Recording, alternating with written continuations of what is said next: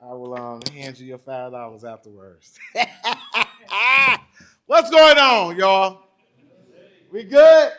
I understand. Look, let me tell y'all something. Let me get y'all together right quick. Let me get y'all acclimated to what's going on. Look, I understand. We in Parker University. Y'all sitting in chairs. I'm supposed to be standing up here, but there's a whole light camera on me down there that ain't on that floor. But like, I didn't come here to do this. I'm here to share some information about a practice that I had. And I kind of learned to do while just kind of being in the audience of a Baptist church on the west side of Chicago. And we're going to talk about it. We'll talk about it a little bit, show you a couple of things, and I'm going to do some questions and some answers when it's all said and done. I'm basing this pretty much so last week, Sadie and them had me over at somebody's house, along with the other two mentoring artists, and it was like a salon. It was the salon. And we were, she was asking questions. I think everybody likes a question. And she asked me this question about the journey from race record to opera, whatever. So I kind of answered the question last week, but I'm going to answer it tonight.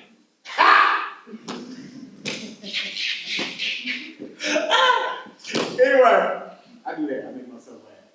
Don't worry about it. And so I'm going to do that tonight. That's what I'm talking about.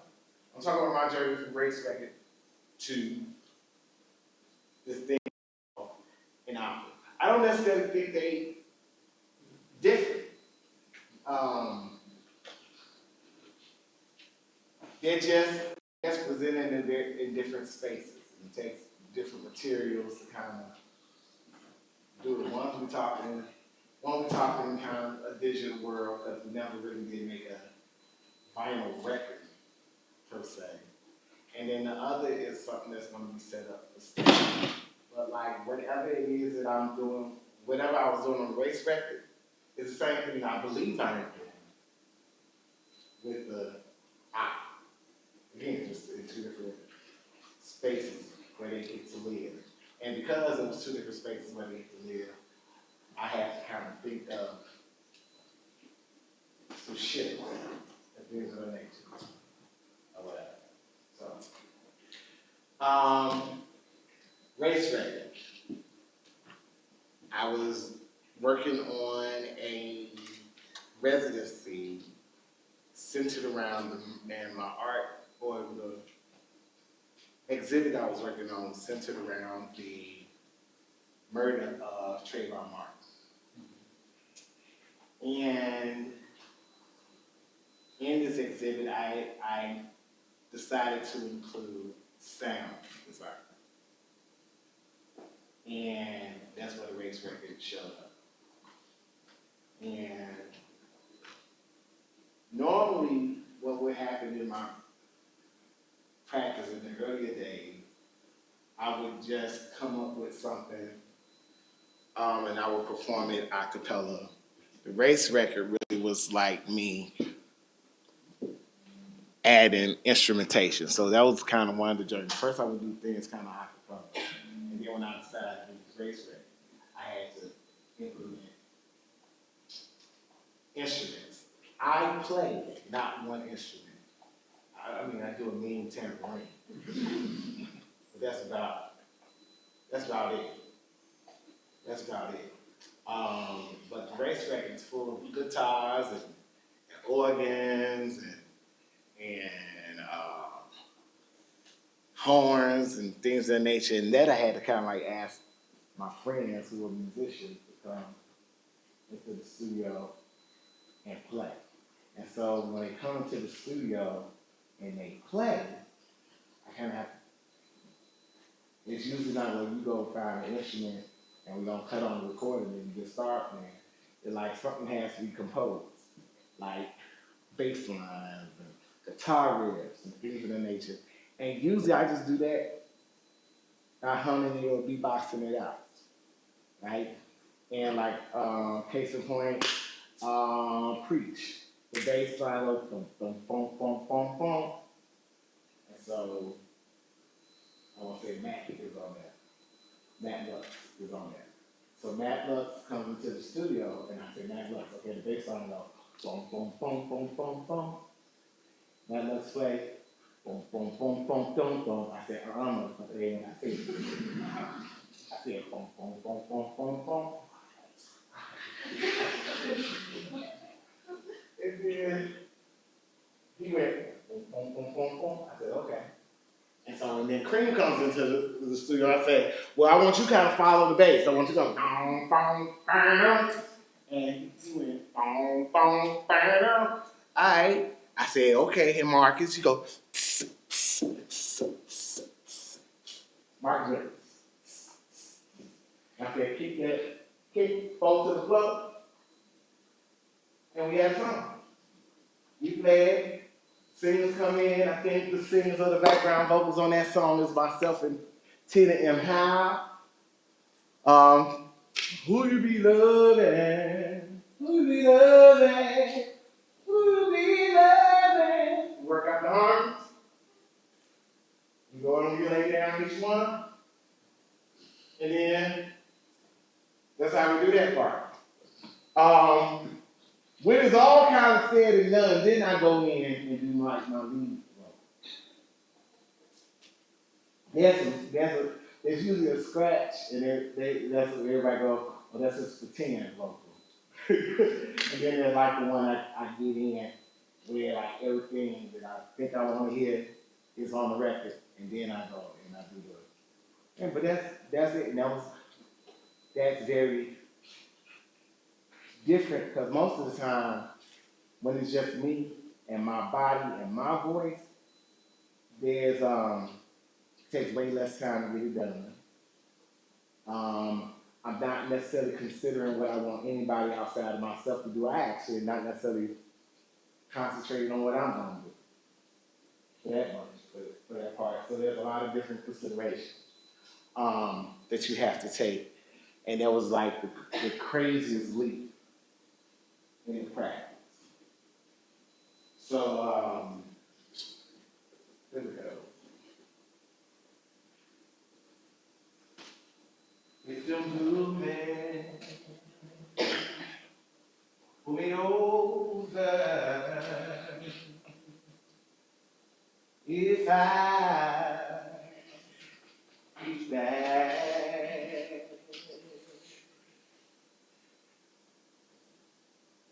for my dreams, if they think it's here, if black love goes back.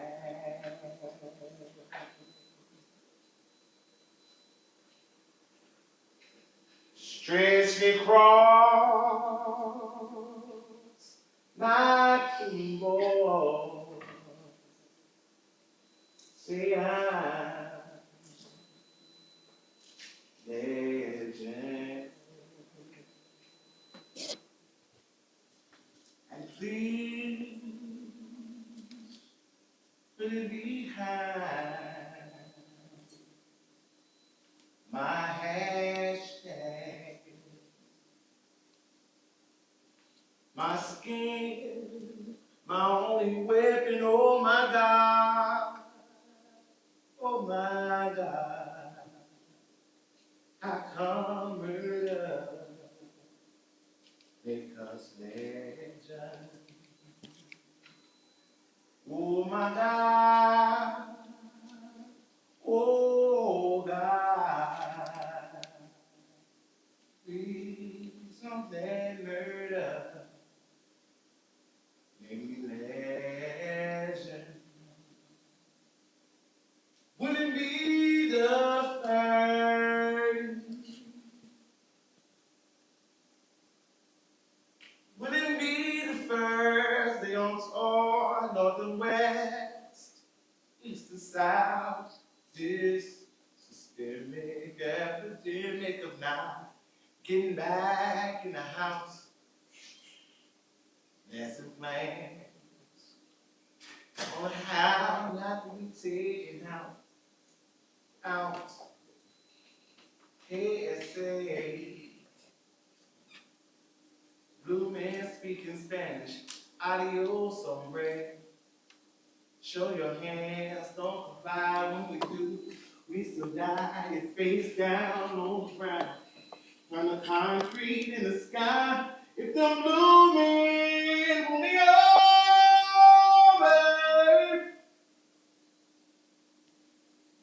if I, and if I reach back for my beat, if they think it's heat, if black blood goes mad,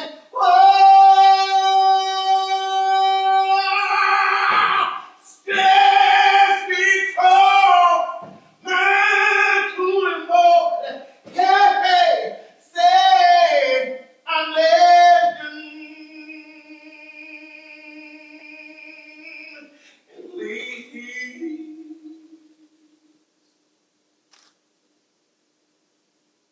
Put it behind my hashtag. Yeah, only weapon.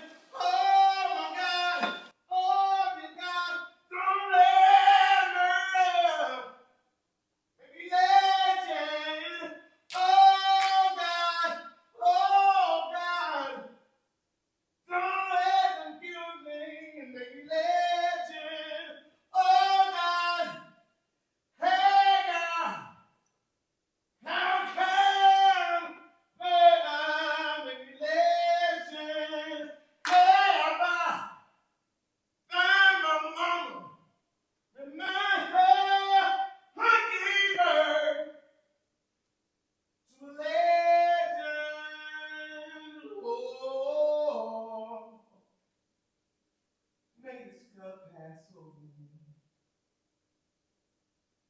May this cup pass over me. I'm your son and a darling of send me. I've been long and let it be.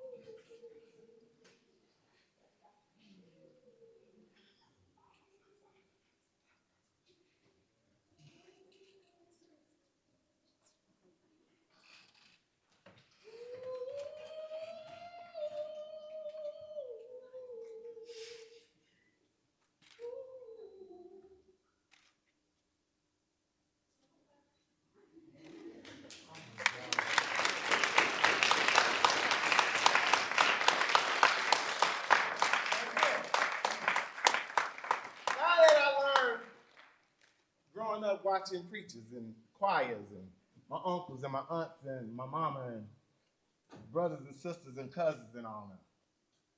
And so most of the time the practice really was just me doing that. Just getting up out of my body. I can't really tell you nothing about it. Outside of there is kind of an abandonment of what is solid.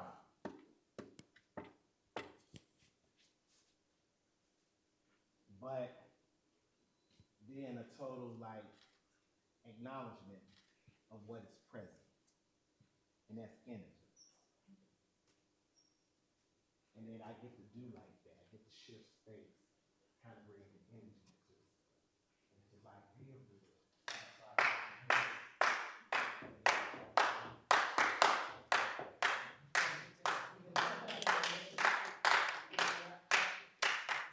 Something like that. Right? But like the point would be, it's like I said, it's kind of this detachment of anything that's solid. What am I worried about? What am I like wearing? Why is all that sweat dripping down my face? None of that I'm like cognizant of. What I have to be cognizant of is something there's something in me that got started sweat pouring down my face. Right? So that's how that works. All right, so that's what I've been doing before I went to the studio. Which is kind of captured here in this joint by Studio Revolt. Studio Revolt, which is led by my good friend. Oh, we did that part. So rewind. Go back. We're gonna go in the studio real quick. We're gonna go in. Nope. Nope. I'll get back to Studio Revolt. Studio Revolt, good friend of mine, Anita, and Masa, her partner. They asked me to come to Seattle a few years back. I think it was 18, and record some video for their class that they were teaching about video, short film, and poetry. And they asked the four number ones. I think they made a video of what I just performed, which is Legend. And they videoed this joint called Emmett Till the Remix. Emmett Till the Remix, before we get into it, really was years ago in Chicago on the South Side. I was at the school. It was February, and I was talking to this class of 7th and 8th grade boys. And the school that was at had the streets was off the street off 71st Street. For those who are not from Chicago, just to let you know, 71st Street is named in honor of Emmett Till. So it's Emmett Till Jr. Boulevard. But when I mentioned his name in the classroom, then nobody knew what I was talking about. I'm like, how don't y'all know who I'm talking about? And y'all literally have to, in order to get to the door of the school, you have to cross the street and see his name. Like, this happened. And I don't know how many years you all been in the school. Like, I don't know if you hit from K, which means kindergarten, first, third, second. Am I messing up with my CPS? CPS, baby! K, first, second, third, fourth, fifth, sixth. 30 to 40 weeks of school, 5 days a week. You gotta hit that name. And for you not to know it, I was like, wow. So it's crazy. Ask the teacher and the principal, hey, can I come back like in 2 weeks and like perform in front of all the 7th and 8th graders? And I want to perform for them this poem that I'm about to write about Emmett Till. Because I don't want them to ever forget it. So I've been performing it just kind of like what I just did now. I've been performing it a cappella for years, and then Anita really liked the poem, and she was just like, hey, I want to make a film with the poem. So I'm going to show you all the poem. I'm going to show you all the film, then I'm going to move on to my presentation. All right, is that cool? Yes. So the church I come from, you say something to people, they talk back to you, so that's all right.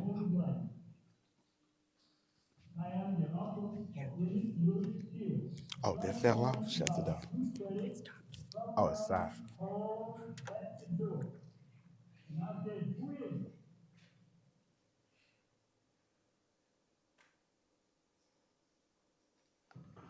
Where you at?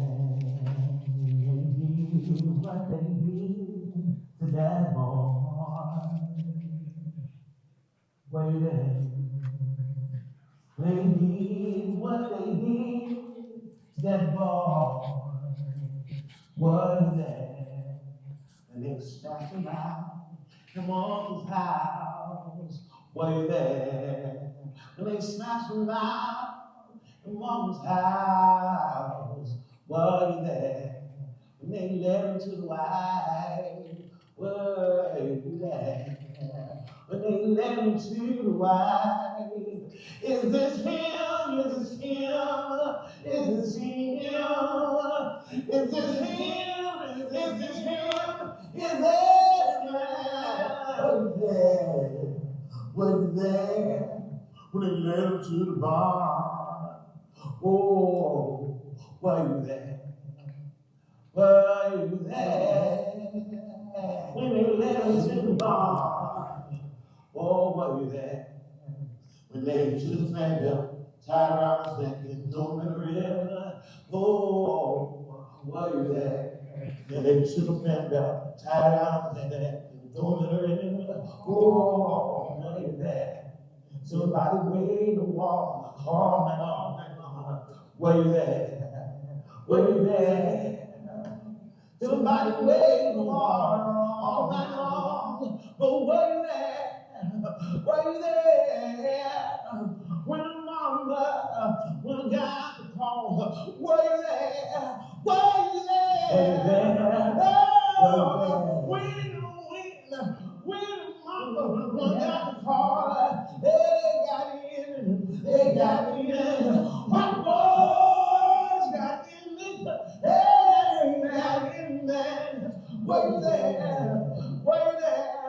When they showed up, when they showed up, son. Were you there? Were you there? When they showed up, when they showed up, son. Were you there? Were you there? Were you there? He'll scream. She got weak in the knees. Were you there? He'll scream till he got weak in the knees. Were you there? She got shirt. She all dressed in black. Were you there? Were you there? See, doctor, see him all dressed in black. Oh, were you there? See, Sister Spain, were you there? Were you there? Hear brothers cry. See, Sister Spain, were you there? Were you there? Were you there? When that white boy bragged about what he had done. Were you there? Were you there? Were you there? Big old white boy bragged about what he had done.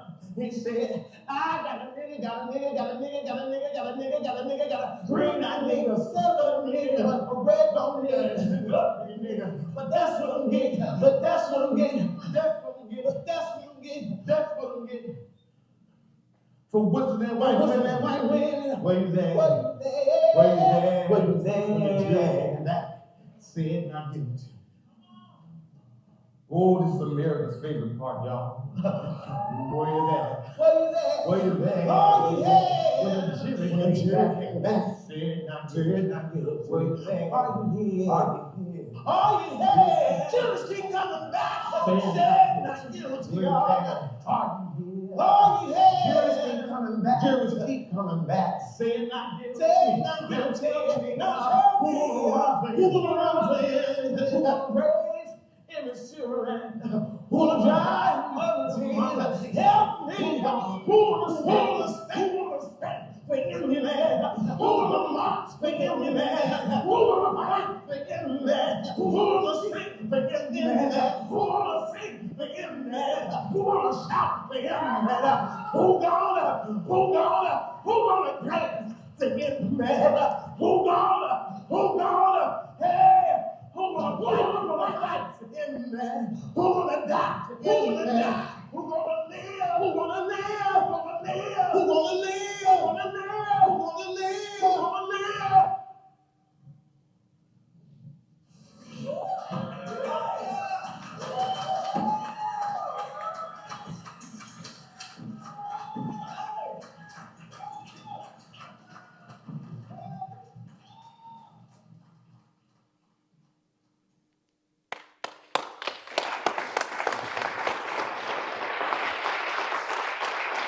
All right. So we are in that situation, and then it was just to give you a little bit more of that thing or kind of background and stuff like that. I was trying to convince Masa that they should just go with this recording I have of the joint, and they was like, "Nah." He was like, "No, no, no.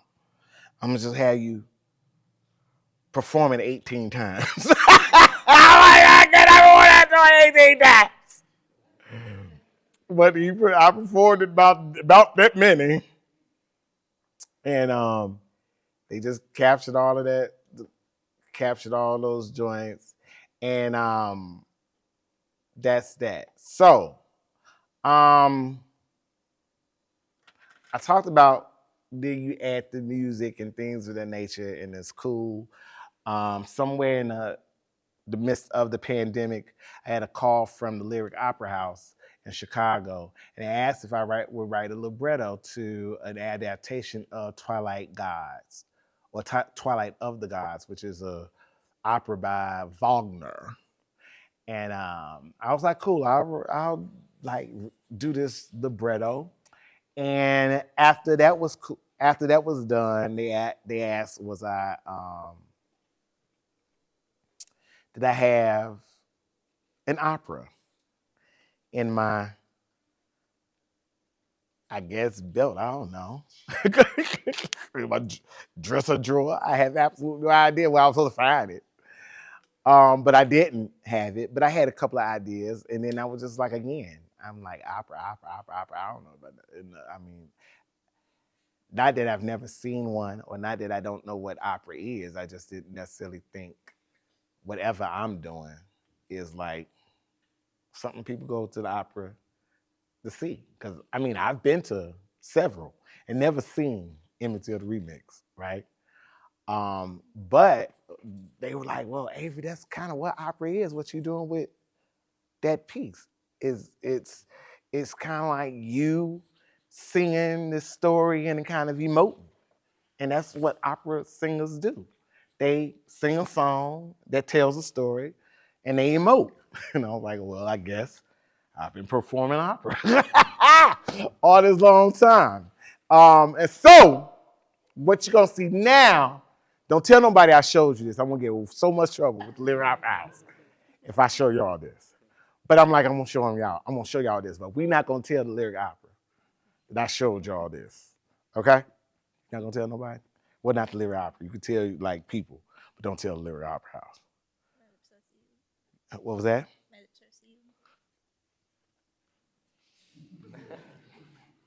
That's how it's gonna work out.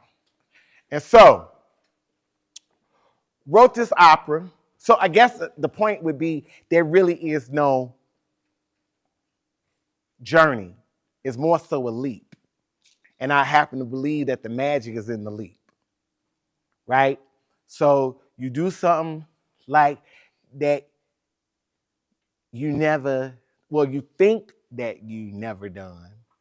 But then I really do understand all of those Sundays inside the Baptist church were kind of like these extravagant operas.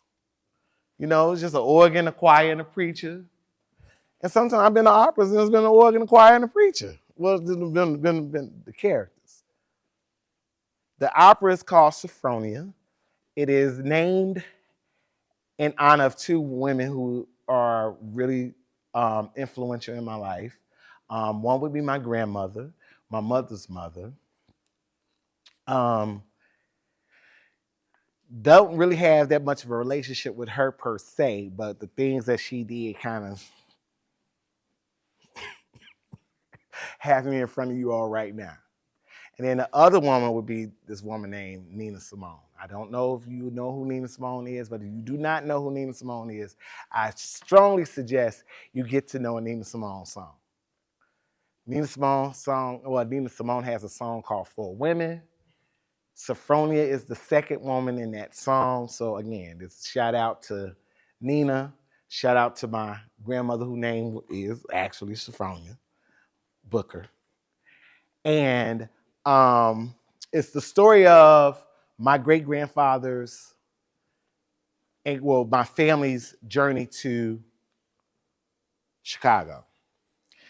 I'm gonna be quiet because I only got a couple of minutes to talk this and get to questions. But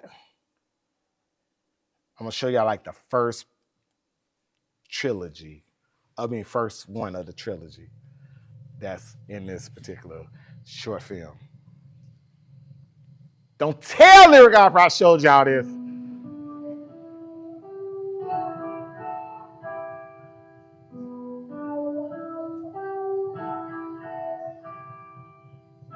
a man.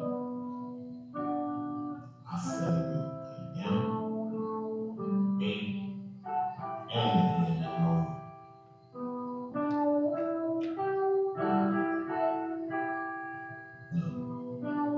Child coming in whose house? And you remember, I'm walking out and take a bottle, open it up, drink from it, and put it back. And I tell them, $2. And then,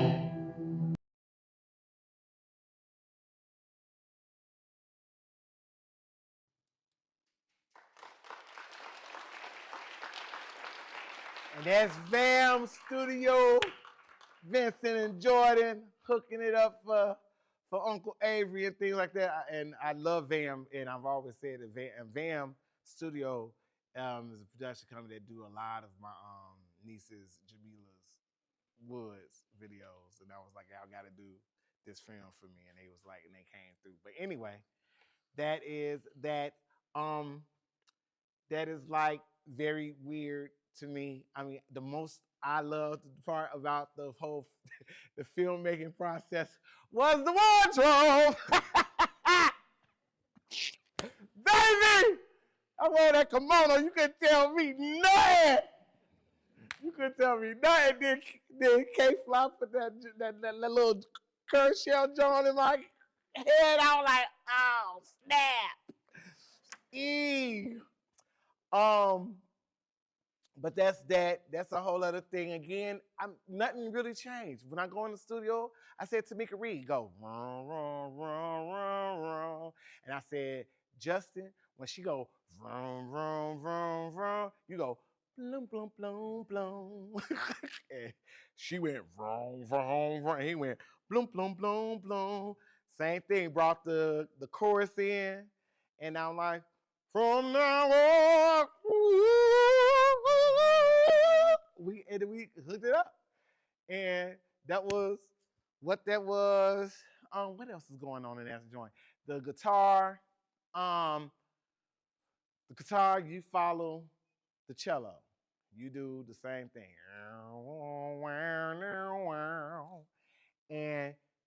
and then I'll say, "Excuse me, Charlie, no boy lives here," because again, that's kind of like the story. That's how they end up north. Is my great grandfather owned a distillery. Got into an argument with one of the Charlies down in Lexington, Mississippi.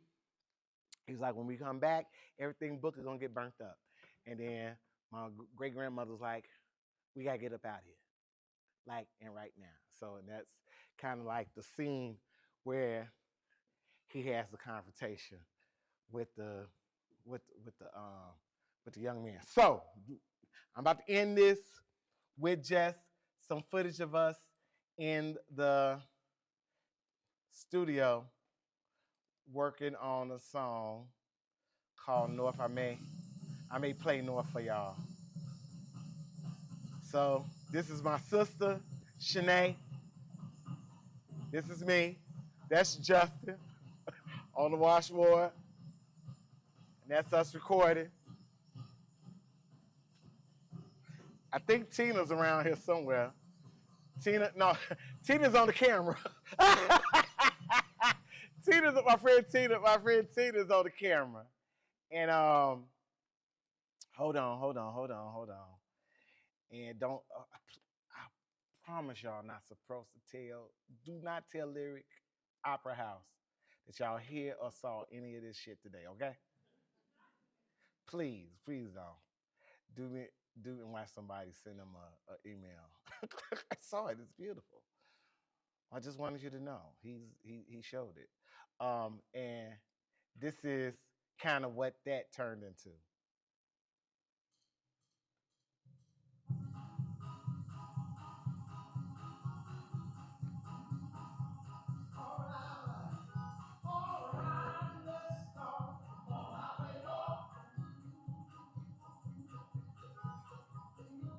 And yeah, that's what that turned into on our way north and stuff like that. Just show you kind of the process of layering. And yeah, and that's the part where my great grandmama is saying to my great grandfather, "We got to go," and they sing this song on our way north, and that's what happens in the joint. That's my presentation. Giddy eye, giddy eye, giddy eye, giddy eye. And from race record to opera, and all the good stuff in between. Now, this is what I'm hearing. There's going to be a Q&A. And there's really no rules to the Q&A. You have a question, I'm going to try my best to answer it. You know, if it's a question I don't feel like answering, I'm going to say, you know what?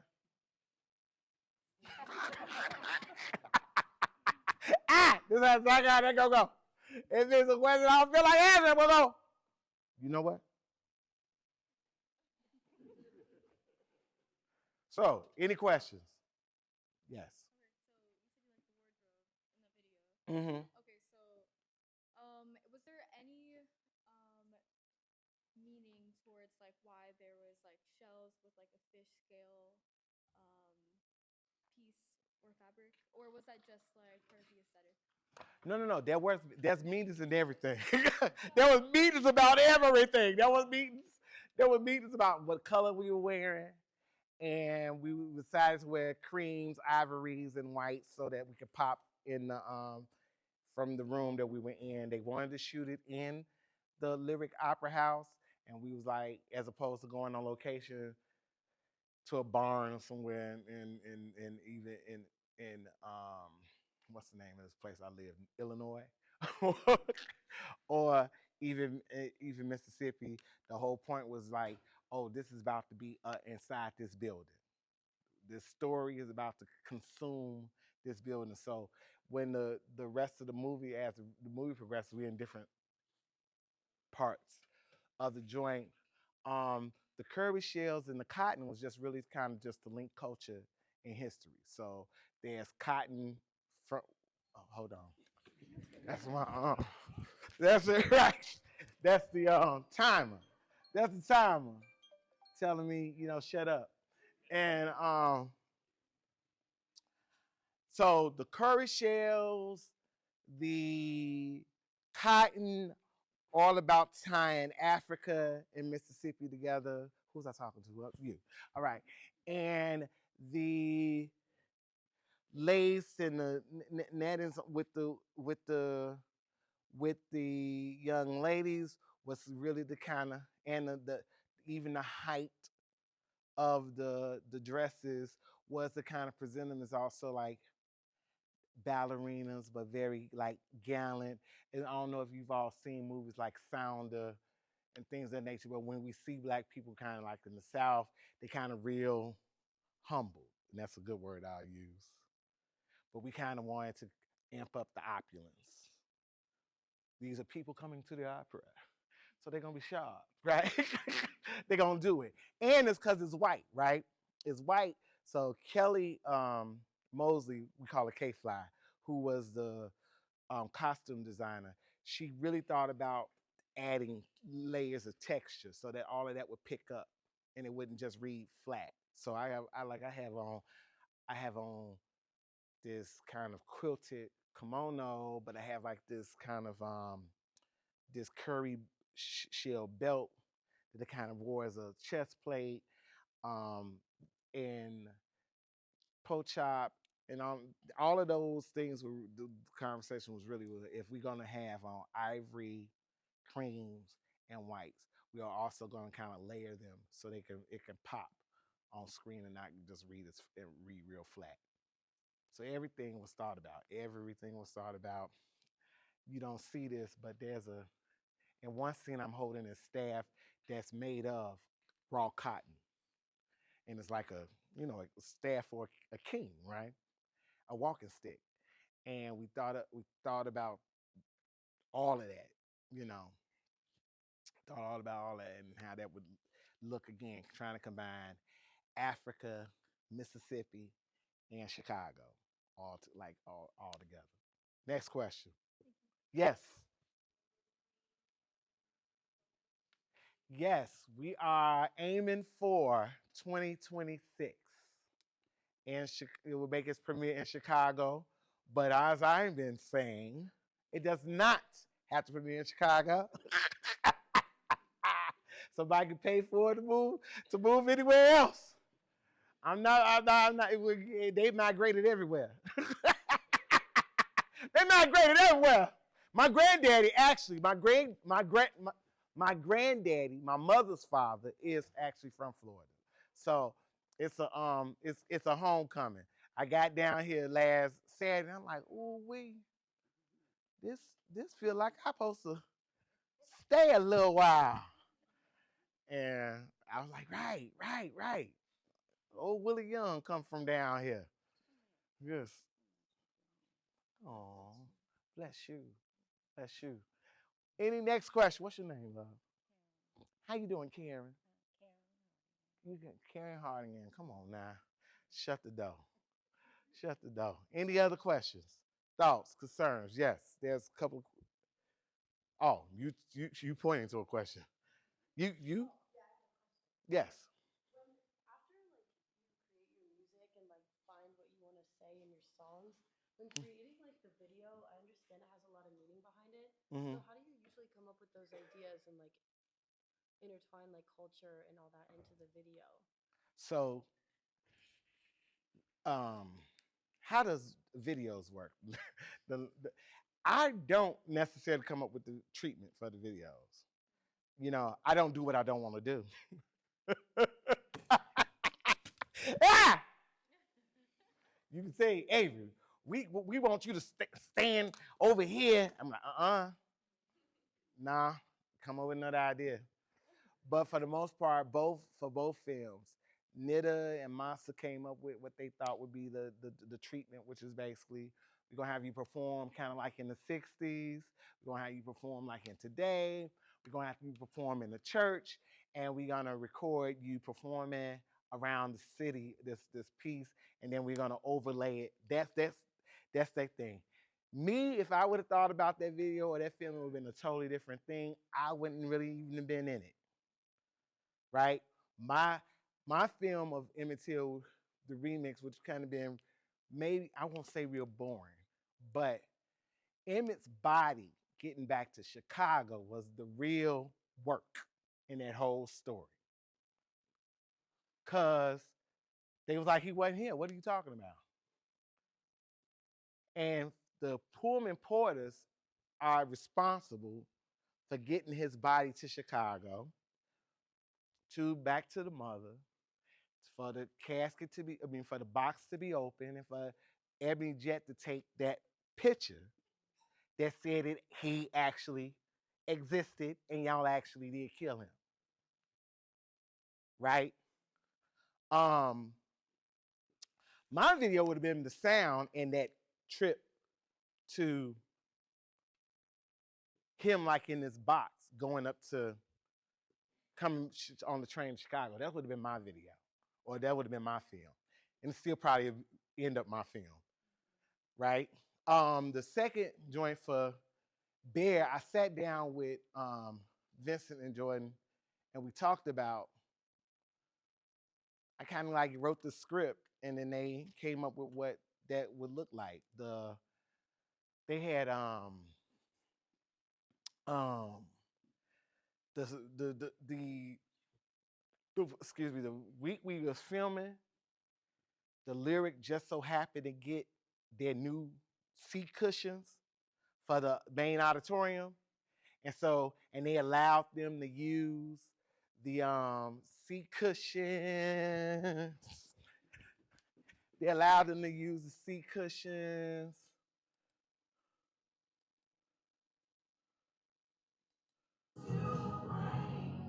Oh, the seats, the chairs. So all of that was their idea. I just showed up on the set and again put on that put on that hat and that staff with the cotton. I just showed up and did that. But that was all them. And like I said, oh, this is gonna be cool. And they had the chairs splattered all over the atrium. And I was like, all right, this looks nice. I like it. I'll walk with it. You know, show me where I'm supposed to be. They said, sit down right there. I was like, okay, I'll sit down right there. And they took it. But like the film, I'm not a director, I'm not a filmmaker. I stay in my lane. I'm gonna show up and I'm gonna perform because I do that. I do that part. Like I said, you ultimately have to agree with whatever a treatment is. Sometimes you don't have no say in it, right? But they allowed me to have that say, but I didn't necessarily resist either person, right? Or I didn't initially resist anything that Anita asked of me or what Vam asked of me because I figured like this is not my thing. And people see other stuff out of you or out of me performing. And sometimes it's way greater and bigger than I'm a poet at the end of the day. Very simple. Right?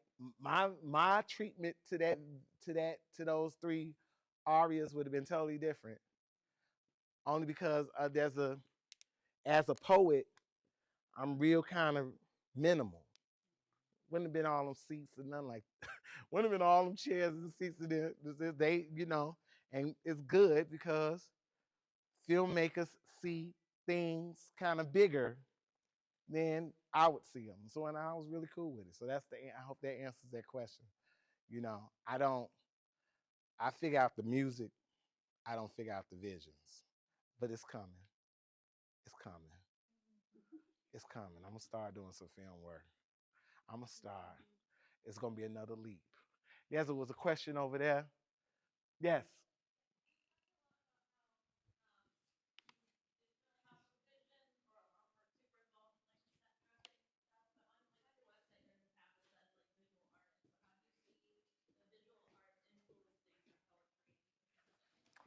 Oh, so visual art, poetry, song composer, all that stuff is for y'all, not necessarily me. I think it's a poem. Like what I do visually, I still think it's a poem. It's just that I didn't use language per se, right? I used visual stuff. Sometimes, so when I created the race record, I started working in visual poems or concrete poetry and things of that nature, and a lot of um, a lot of this stuff popped off. This is the sound. This is from the Tubman record, Lead in the Water. This is kind of what I do, what I use to help me mix what I want to hear in the final, how I wanted things to hear in the final mix. What should be at the core and what should be supporting it. I just do stuff like that. That helps me like I call it an ear graph. And then this is like some stuff with some tape and stuff. And this is one of the pieces from the exhibit called Ground about Emmett, not Emmett, but Trayvon Martin. This is Skittles. This is a noose made of denim. So I took every pair of jeans I could find in my house and I kind of ripped them up and made them a noose. And um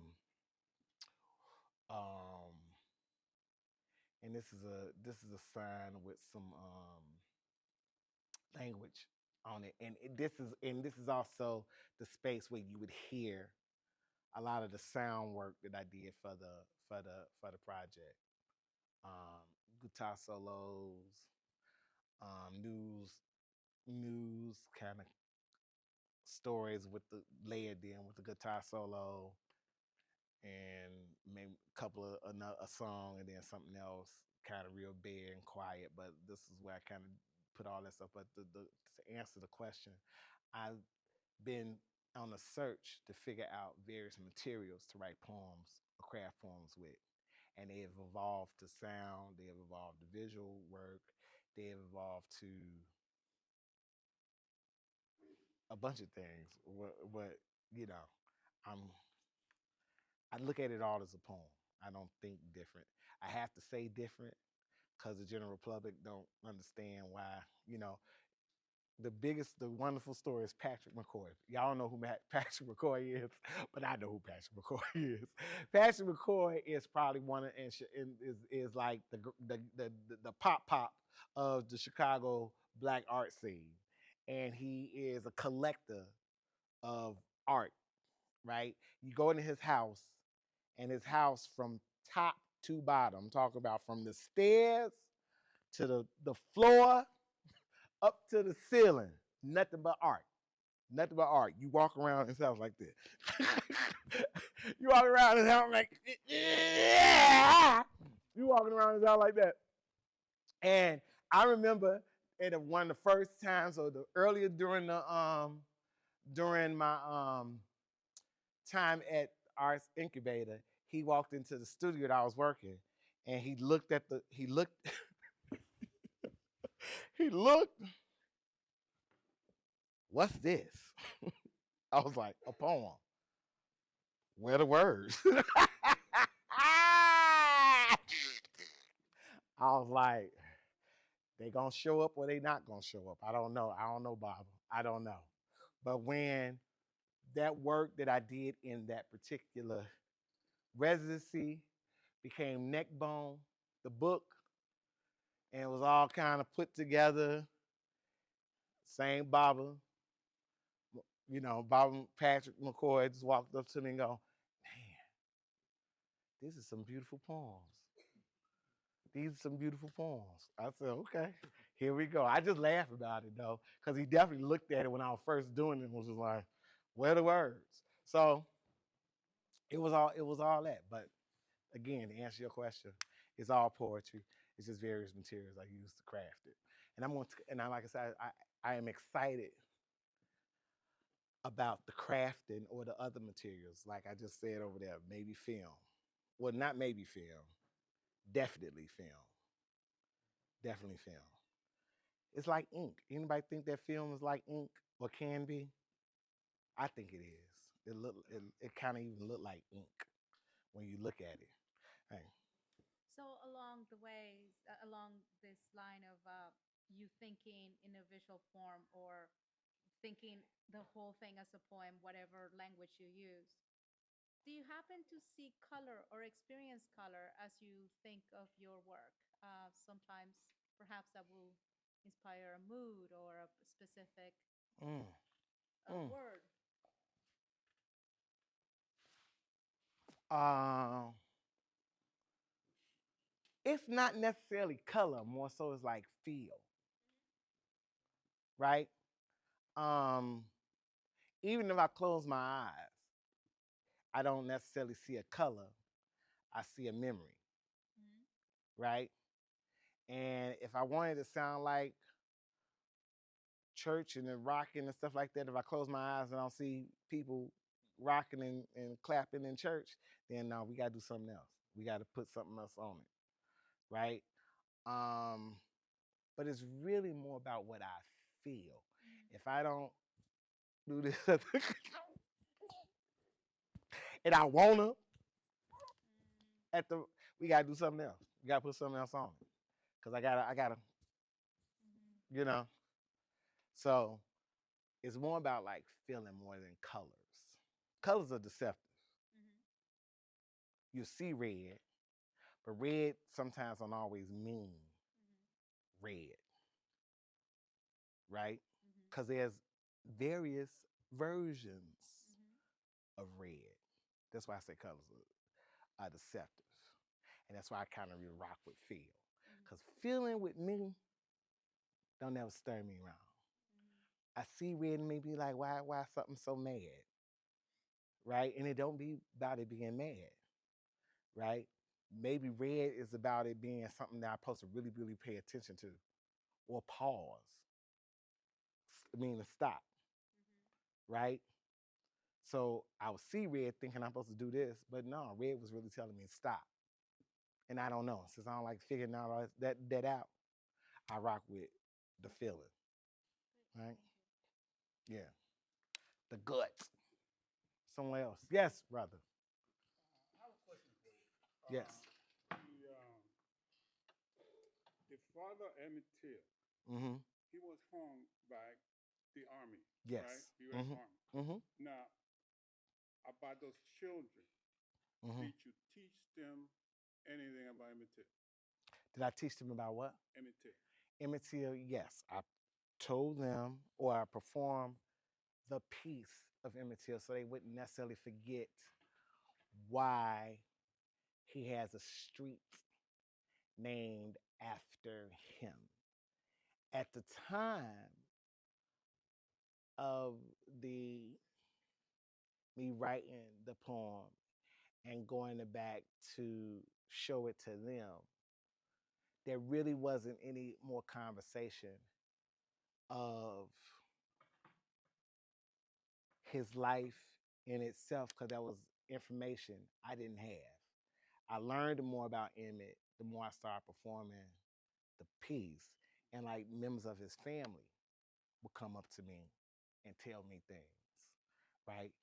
Simeon or Uncle Simi, who was in the bed with him when they came and got him, would tell me, "Oh, he was funny. He wanted to be a comedian. He was going to be on the. He wanted to be on the Jack Benny show." And one of his one of his cousins would tell me about how his mother, who really, a lot of this came out in the movie, but this is like stuff that I learned before the movie came out, was how she worked with the NAACP, but then how she got all of this lashback from the community, the scandal, the scandal between the death of his father. Was it an honorable death or was it lynching? And all of that information comes after I write the piece because I'm doing it and I'm traveling and people are really just um He was hung in Germany yes was during World War II. yes he was in the ring that he had on was his father's It was a false. It was father, a false accusation. false accusation and all of those things and it's mirrored to what then leads to Emmett's death, right? And all of that information is meant information post the poem. My whole joint was I was gonna write this poem that kind of takes the song "Were You There When They Crucified My Lord," kind of flip it more so kind of sermon like, so they would never forget what actually happened to Emmett or why the street was named after him. And that was solely about Emmett Lewis Till Jr. All the other information I've received, like even now, post the making of the joint. All of everything, all the other information, meeting the family and all that good stuff, all of that was after I had been performing this and somebody in the family sees me somewhere. Can you come to this thing? Can you come to that thing? Want to sit down and talk to you about whatever and stuff like that. So the question would be then, why you suck up the information? Where did you suck up the information from? If you didn't know anything previously, What was that? how you suck up the information if you From didn't know previously? from the thing that I joint. I Mm-hmm. mean, from the joint that I did. Mm-hmm. Oh, eyes on the prize. Oh, okay. I saw the whole my whole obs, not obsession, but my whole like understanding about what happened to not just Emmett Till, but a bunch of folks was watching Eyes on the Prize. And when I was watching, I remember I was talking to my big mom was like, I was sitting at the foot of the bed and she was sitting up and we was all watching it. And I was like, ooh, that's like real mess, that's messed up. And she was like, well, it wasn't just in it. And she ran down a whole list of folk, right? And that's how, and from my uncles, she would tell me that my uncles, when they lived down, when they were in the South, my uncle's way of resisting or protesting Jim Crow was to use white bathrooms. So it was just like this. It wasn't this thing where, there was people who actually use white bathrooms, drank out of. If you was thirsty, you drinking out of the first joint. It's dangerous. But she told me like all of these. She told me all these stories. My uncles told me all these stories. My family hooked me up, and people hooked me up with and people as I continue to do this work hooked me up with so much information, and I read. There's things called books and records. What? Encyclopedias. Um, any and every documentary of Emmett Till I've watched. There's been versions of that piece that I changed once I've listened to especially when I heard Mr. Wright speak about it, because he was out of all the people that I've talked to, he was probably the person. His account was like physically the closest person to Emmett before he had died, because he was his cousin. He's laying in the bed with him, foot to head to foot, and the J JW and them is putting the flashlight in his eyes to see if he had bright eyes. He didn't have bright eyes. Emmett did, so they took Emmett. Right, and that whole conversation about like how that the toll that took on that family, right? And them having to move up to Summit, Illinois, and and and live in Summit and kind of do a whole lot. Like all that information about Emmett happens post the work, and the more information I usually get is kind of what I carry in the next performance, right? Because the more I perform it, especially the more I start performing it in front of family, I felt the more responsible I had to be, because it no longer was about performing a poem so some 7th, 8th grade children would know about this person's name, right? It was more so that the piece would be an an accurate account of what happened, and there wouldn't be anything that was fantastical added to it, because that's been their issue. The things that had been added to the story that wasn't necessarily true, right?